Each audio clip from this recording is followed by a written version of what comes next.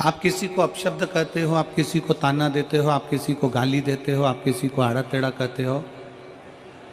जिसको तुमने अपशब्द कहा, जिसको तुमने ताना दिया, जिसको तुमने गाली दी, वो सामने वाले व्यक्ति को तुम पर गुस्सा आया कि नहीं आया?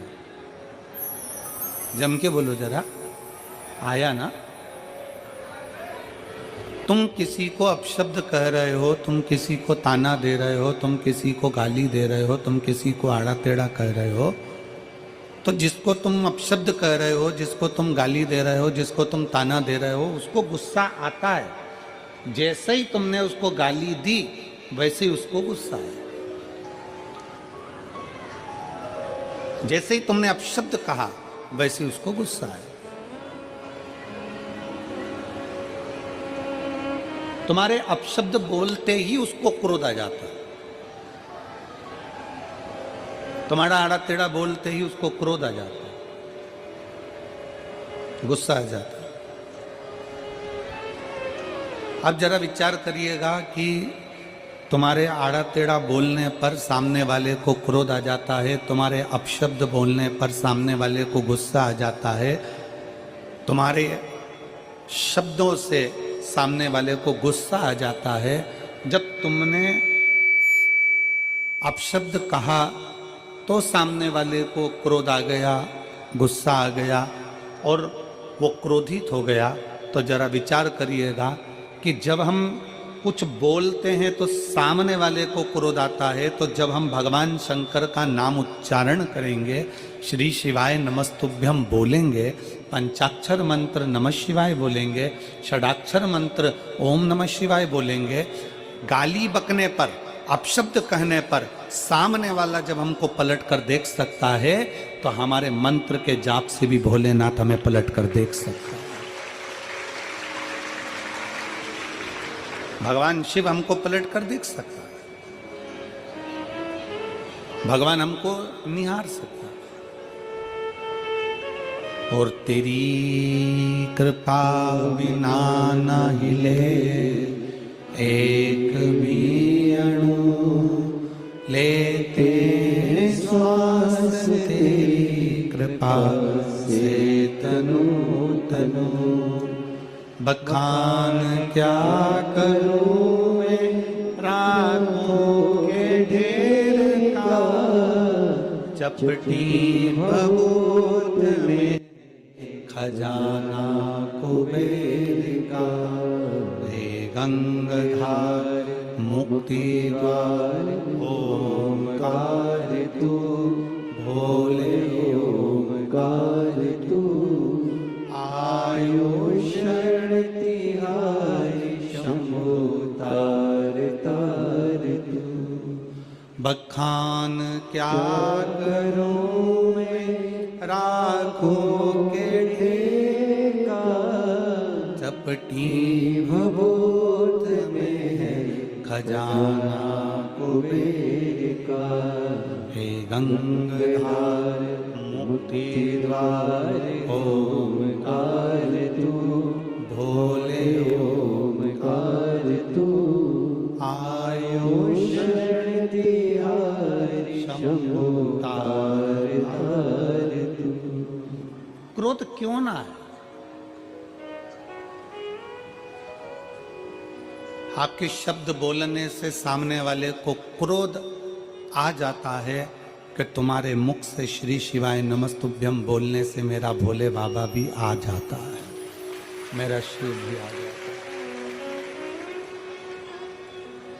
केवल दिखावे से नहीं, शंकर भगवान को दिल से जिसने पुकारा मेरा शंकर उसके सामने प्रकट हुआ, दिल से। और फिर निवेदन है मेरे शंकर को, तुम्हारे दिमाग लगाने की जरूरत नहीं है शिव महापुराण में। फिर निवेदन है जितने भी श्रोता भाई बहन कथा को सुनने के लिए आए हैं, वो अपना दिमाग यहाँ ना लगाएं, यहाँ दिल लगाएं। दिमाग लगाने के लिए घर है और दिल लगाने के लिए शिव महापुराण की कथा। अपने मन को लगाओ।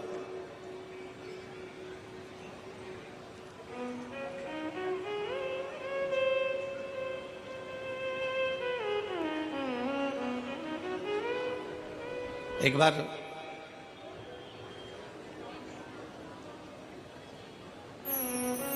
भृगु ऋषि के मन में एक भाव उत्पन्न हो गया कि तीनों देवताओं की परीक्षा ली जाए।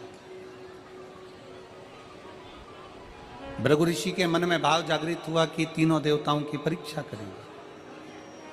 और भृगु ऋषि सबसे पहले ब्रह्मा जी के पास में पहुंचे।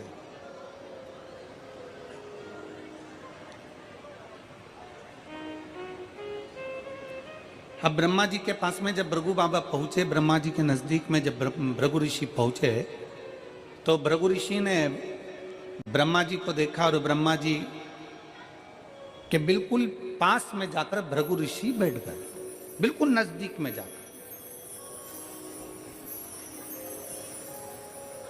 शिव महापुराण की कथा कहती है, कोई अतिथि बैठा हुआ है, कोई बड़ा बैठा हुआ है, कोई बुजुर्ग बैठा हुआ है, कोई घर का वृद्ध बैठा हुआ है, कोई बयो बैठा हुआ है, तो कोई भी आए घर में सबसे पहला ध्यान रखने वाला विषय है कोई बड़ा संत, कोई बड़ा सदगुरु, कोई घर का बुजुर्ग, कोई घर का वृद्ध सोफे पर बैठा है, कुर्सी पर बैठा है।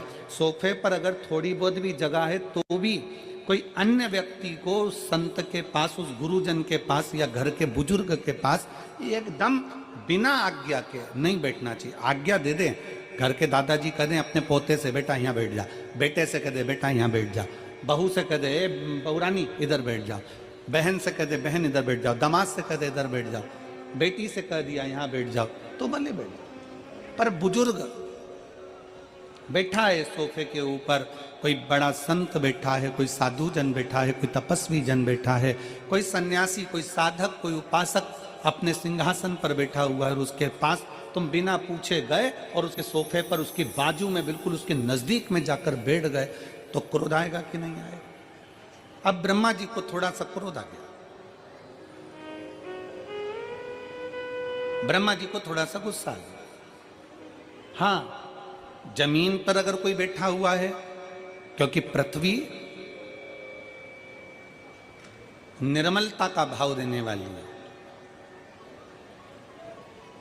अगर उस पर कोई बैठा हुआ है और उसके पास में आप जाकर बैठ रहे हो तो कोई दिक्कत नहीं। पर कोई उच्च स्थान पर बैठा हुआ है और उसके साथ में तुम जाकर बैठ गए तो वो श्रेष्ठता नहीं। उसमें उसकी आज्ञा मांगो, ए भैया दादाजी आपका सोफा खाली है, मैं बैठ सकता हूं? दादाजी आपकी कुर्सी खाली है, क्या मैं बैठ सकता हूं? काका जी आपके सोफे पर बैठ सकता हूं? मौसी जी मैं आपके सोफे पर बैठ सकता हूं? मामा जी मैं आपके सोफे पर बैठ सकता हूं? चाचा जी मैं आपके सोफे पर बैठ सकता हूं? आज्ञा लीजिए बैठने के लिए।